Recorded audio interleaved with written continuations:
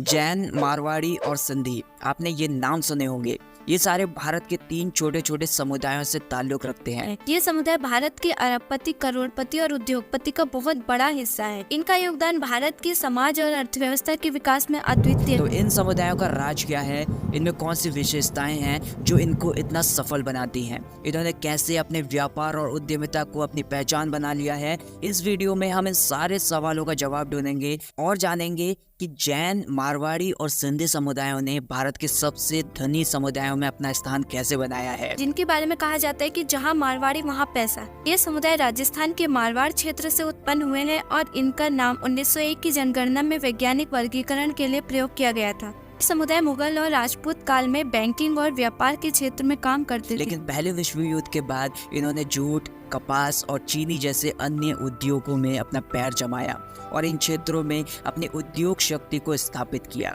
इनकी ज्यादा जोखिम लेने की प्रवृत्ति के कारण इन्होंने विश्व युद्ध द्वितीय के अंत तक भारत के अधिकांश अंतर्राष्ट्रीय व्यापार को अपने हाथ में ले लिया था। फिर 1950 के दशक में इन्होंने भारत के निजी उद्योग पर अपना कब्जा जमा लिया और देश के कुछ सबसे प्रतिष्ठित वाणिज्यिक परिवारों को बनाया। आपको बता दें 2011 तक फोर्ब्स की अरबपति सूची में मारवाड़ी समुदाय का हिस्सा 1/4 था और आज भी भारत के 40% अरबपति इसी समुदाय के हैं। ये समुदाय हिंदू और जैन दोनों को शामिल करते हैं और इनका प्रभाव कोलकाता के बोर बाजार से लेकर मुंबई के व्यापारिक केंद्रों तक फैला हुआ है। ये समुदाय भारत की अर्थव्यवस्था को चलाने में एक महत्वपूर्ण भाग है, जिसमें अग्रवाल, माहेश्वरी, ओसवाल और सेरा ओगस जैसे मुख्य उपसमूह शामिल हैं।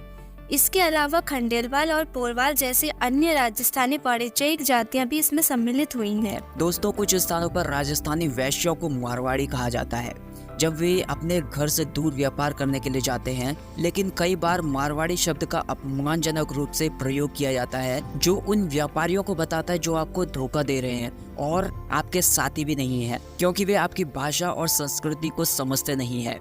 फिर भी मारवाड़ी भारत भर में फैले हुए हैं।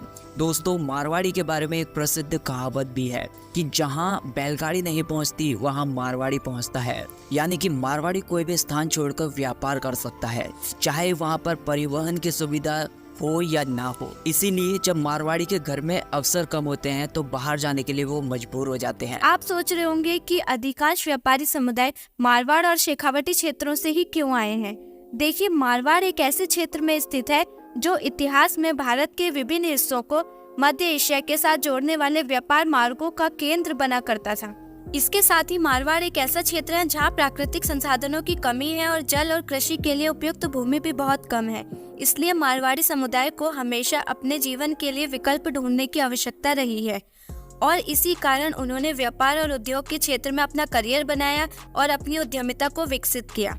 दोस्तों, इसी वजह से मारवाड़ी समुदाय ने अपने समुदाय की पहचान के रूप में प्रवास को अपना लिया। अब यदि हम ये पूछे कि मारवाड़ी समुदाय को एक व्यापारी समुदाय के रूप में इतना सफल होने में क्या मदद करता है, तो विशेषज्ञों का कहना है कि उनका सफलता का राज है उनकी परिस्थितियों के साथ अनुकूलित होने की क्षमता और जोखिम उठाने का साहस। उनकी अद्भुत उपलब्धियों का श्रेय उनकी बेमिसाल जोखिम उठाने की क्षमता को दिया जाता है। अब बात करते हैं अगली कम्युनिटी, जिसका नाम है सिंधी।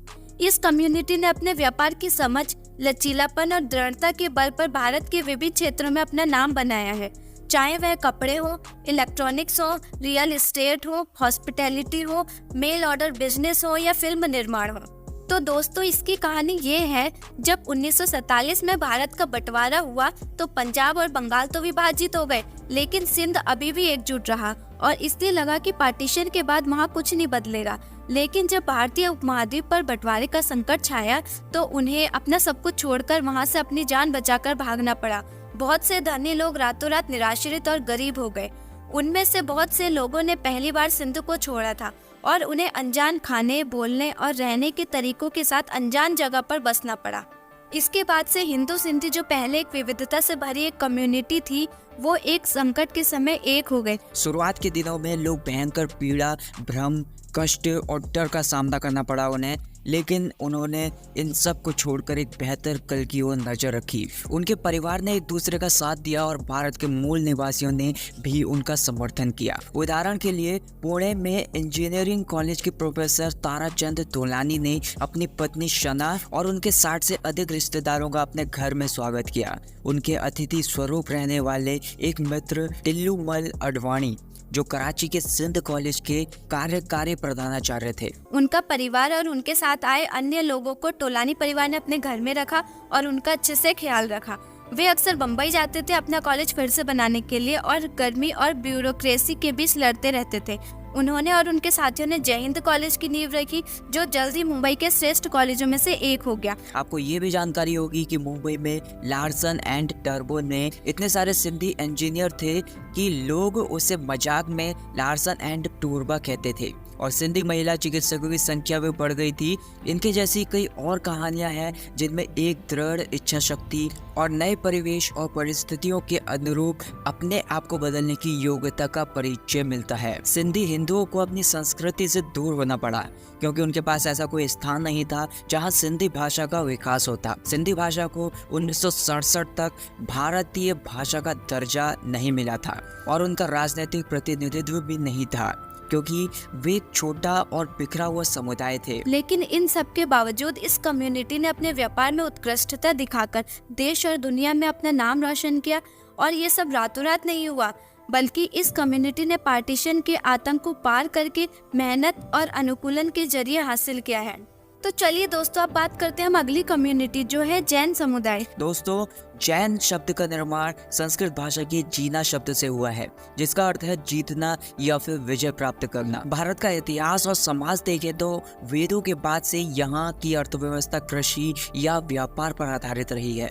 चाहे हम मौर्य साम्राज्य की बात करें या गुप्त साम्राज्य की बात करें, सभी को उनकी उपजाऊ जमीनों का लाभ मिला था, जिससे वे एक बड़ी सेना को बरकरार रख सकते थे। लेकिन जैन धर्म के उन नियमों के कारण और विशेष रूप से अत्यंत अहिंसा का पालन करने के कारण जैन समुदाय ना तो योद्धा वर्ग में शामिल हो सका और ना ही कृषक वर्ग में।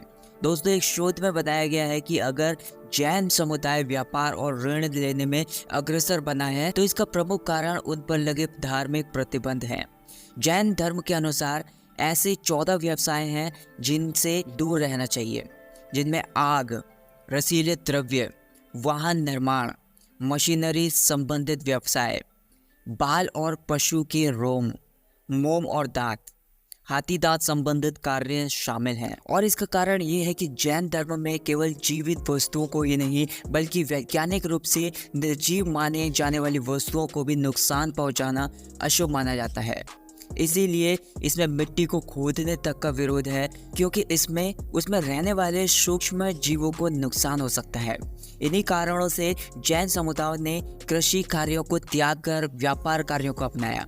साथ ही उनके अन्य नियम जैसे कि सत्य और असत्य का पालन करना, इस चीज की वजह से भारत में इस समुदाय को हमेशा से विश्वसनीय माना गया है। भारत में जैन समुदाय की आबादी साल 2011 के अनुसार 31% है, जिसमें से अधिकांश महाराष्ट्र, राजस्थान, गुजरात और मध्य प्रदेश में बसे हुए हैं। ये राज्य भारत के प्रमुख वाणिज्यिक और औद्योगिक केंद्र हैं, जहां जैन समुदाय ने अर्थव्यवस्था के विकास में महत्वपूर्ण भूमिका निभाई है। दोस्तों, इसके अलावा भारत में पहले शेयर बाजार के जनक प्रेमचंद रॉयचंद भी जैन समुदाय से ही थे। साथ ही जैन समुदाय में परस्पर ग्रहों जीवनम के सिद्धांत के अनुसार आपसी निर्भरता और सहयोग की भावना भी प्रबल है। इस समुदाय का विकास अमेरिका, यूरोप और दक्षिण अफ्रीका जैसे देशों में भी हुआ है। अगर हम इस समुदाय की शिक्षा की बात करें तो हम देखेंगे कि साल 2011 की जनगणना के अनुसार 34% जैन वयस्कों के पास कम से कम एक स्नातक की उपाधि है, जबकि सामान्य जनता में ये आंकड़ा सिर्फ 9% है। साथ ही जैन समुदाय की साक्षरता दर 95% है, जो भारत के सामान्य 73% से कहीं अधिक है। जैन समुदाय की महिलाओं की साक्षरता दर भी 93.3% है, जो इस समुदाय में महिला सशक्तिकरण और समानता का प्रतीक है। आपने देखा होगा कि इन तीनों कहानियों में आपको कुछ बातें समान मिलती हैं। इन तीनों ही समुदायों का आकार भारतीय समाज में बहुत ज़्यादा छोटा है, लेकिन इनका उद्यम इनका जो व्यापार है बहुत ज़्यादा कठिन परिस्थितियों में भी हुआ है। इन तीनों को अपनी सफलता के लिए बहुत मेहनत और लगन की जरूरत पड़ी है।